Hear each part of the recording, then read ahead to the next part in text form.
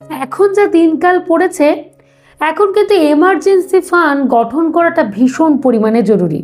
আমরা প্রত্যেকেই বুঝতে পারি যে টাকা ছাড়া আমরা কিন্তু চলতে পারবো না। যাই পরিস্থিতি আসুক না কেন, যদি হাতে কিছুটাও টাকা থাকে, আমরা কিন্তু একটা মনের বলতে পারো শক্তি পাই। আমাদের মনে হয় না আমাদের কাছে কিছু তো সম্বল রয়েছে, আমরা ঠিক এই পরিস্থিতির মোকাবিলা করতে পারবো। এই জন্য এমার্জেন্সি ফান্ড গঠন করাটা কিন্তু ভীষণভাবে জরুরি। কিন্তু এখন উপায় হচ্ছে কীভাবে এমার্জেন্সি ফান্ড তৈরি করব, এইটা হচ্ছে কি সব থেকে আমাদেরকে আগে জানতে হবে। আমার আজকের আলোচনা হচ্ছে এটাকে কেন্দ্র করি। অনুরোধ থাকলো যারা তোমরা চিন্তার মধ্যে দিয়ে রয়েছো যে আমি এমার্জেন্সি ফান্ড ক্রিয়েট করতে পারছি না, আমার পক্ষে সম্ভব হচ্ছে না, বলবো একটু মন দিয়ে ভিডিওটা শোনো। তোমরা আশা করি উপকৃত হতে পারবে এবং অনেক সহজেই তোমরা কিন্তু এমার্জেন্সি ফান্ডকে ক্রিয়েট করতে পারবে। বাড়তি কথা না বলে আজকে আলোচনাটি শুরু করে দিচ্ছি। আগে আমি প্রথম পয়েন্টের কথা বলি, সেটা হলো সেফটি রেশিও। আগে আমাদের জানতে হবে যে এমার্জেন্সি ফান্ড কতটা গঠন করা উচিত। আমরা তো এইটা বুঝতে পারি না যে এমার্জেন্সি ফান্ড কতটা গঠন করব, কতটা গঠন করলে ভবিষ্যতে এরম পরিস্থিতির সাথে আমরা মোকাবিলা করতে পারবো। আগে সেটাকে আমাদের জানতে হবে। ধরো কোনো একটা ফ্যামিলিতে মোটামুটি 3-4 জন মতো মানুষ রয়েছে এবং সেখানে 2 জন মানুষ ইনকাম করছে। তাদের খরচের অন্ততপক্ষে 6 গুণ পর্যন্ত এমার্জেন্সি ফান্ড ক্রিয়েট করতে হবে। আর যে ফ্যামিলিতে ধরো পরিমাণ মানে ফ্যামিলির মেম্বার হয়তো এরকমই রয়েছে 3-4 জন মতো, কিন্তু ইনকাম করছে অনলি 1% সেই ক্ষেত্রে কিন্তু আমাদেরকে তাদের খরচের এমার্জেন্সি ফান্ড গঠন করতে হবে 9 থেকে 12 গুণ মতো। ঠিক আছে, এখন তোমাদের মনে হতে পারে 2 জনের ক্ষেত্রে আমি খরচের 6 গুণ বলছি আর একজনের ক্ষেত্রে 9 থেকে 12 গুণ এমার্জেন্সি ফান্ড ক্রিয়েট করতে হবে বলছি, এটা কেন বলছি? তার কারণ হচ্ছে 2 জন মানে কিন্তু চাপ কম। 2 জন মানুষ যদি একটা ফ্যামিলিতে ইনকাম করে সেক্ষেত্রে চাপটা কিন্তু অনেক কম হয়, কিন্তু 1 জন মানুষ যদি ইনকাম করে সেইখানে এমার্জেন্সি ফান্ডটা বেশি রাখা জরুরি। কেন? কারণ সে একার ওপর কিন্তু পুরো ফ্যামিলিটা ডিপেন্ড করছে, তো বিপদ আপদ তাকে একাই লড়াই করতে হবে। সেই জন্য একটু বেশি পরিমাণে এমার্জেন্সি ফান্ড কিন্তু তাদেরকে ক্রিয়েট করে রাখতে হবে। এটা ক্লিয়ার করে তোমাদেরকে বোঝাতে পারলাম তো? এই সেফটি রেশিওটা সর্বপ্রথম আমাদেরকে জানতে হবে।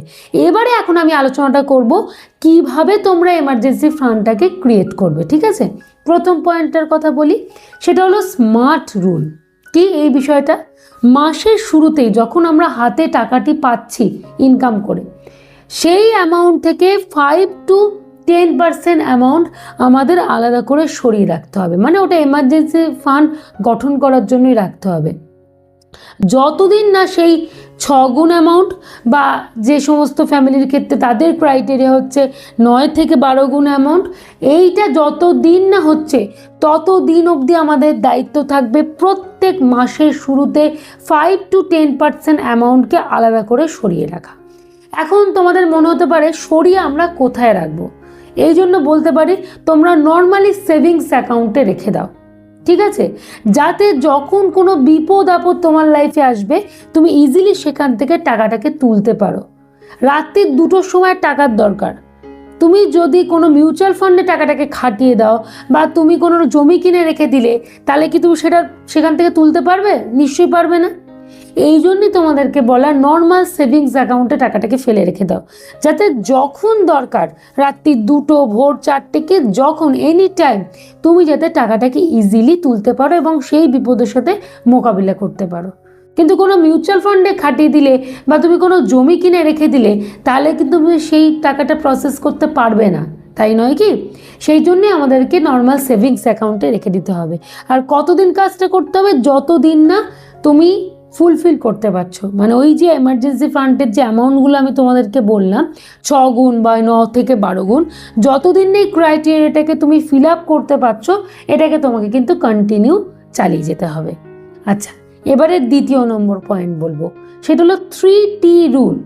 যারা ধরো এই স্মার্ট রুলটা পাচ্ছ না করতে, তোমাদের পক্ষে প্রবলেম হচ্ছে, সম্ভব হয়ে উঠছে না, তাদের জন্য রয়েছে এই 3T রুল। এইটা হয় গোটা মাস ধরে, মানে এই প্রসেসটা চলবে কিন্তু একটা গোটা মাস ধরে। 3T রুল কি?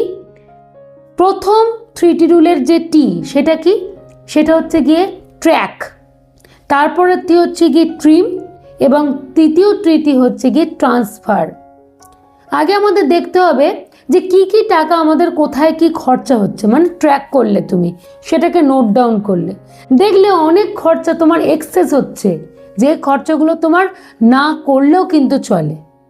সেইটাকে তুমি কি করবে, ট্রিম করবে, মানে কেটে ফেলবে, মানে বাদ দিয়ে দিলে, ছাঁটাই করে দিলে।